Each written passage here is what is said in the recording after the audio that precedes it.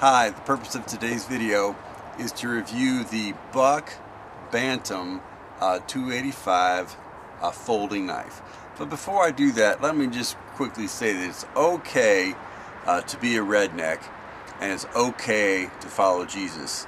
There's no conflict between following Jesus and enjoying the great outdoors and perhaps pursuing some things in a manner quite differently than well-to-do city slickers might pursue them. Okay, so this is the Bantam 285 buck knife.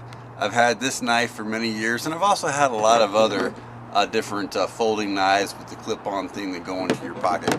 But the reason I like this one the best, and there's a couple other knives, one a little larger and a couple a little smaller in the Bantam series. I like those a lot also. This just happens to be the best size, but the reason I like this one better than most other knives is because it's held up very well. It's stainless steel and you don't need to worry about drying it and oiling it every time it gets wet. It also holds up real well in saltwater environments. I do a lot of saltwater fishing down in the Gulf of Mexico and inshore waters. But the other reason I like it is because it's light.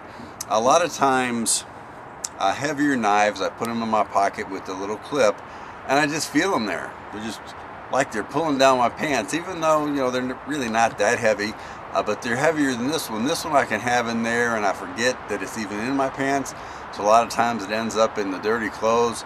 My wife usually finds it before it goes through the laundry, but it's light enough that you can forget it's there until I need it. Then my hand goes down and it's right there. Got all the normal features of most folding knives. You can open it with one hand. I usually use two hands to close it. But it's inexpensive enough that I don't feel like I need to baby it. It holds an edge well, it resharpens well, but you know, a lot of times more expensive knives, it's like, well, don't want to cut bait with that knife, you might damage it, right? Or you don't want to do this, you don't want to do that. This one's cost effective enough that if you do happen to lose it or damage it in a abusive operation, it's not a disaster. My sons have carried same make and model. This is my daughter's preferred make and model for a little folding clip-on knife for the pocket.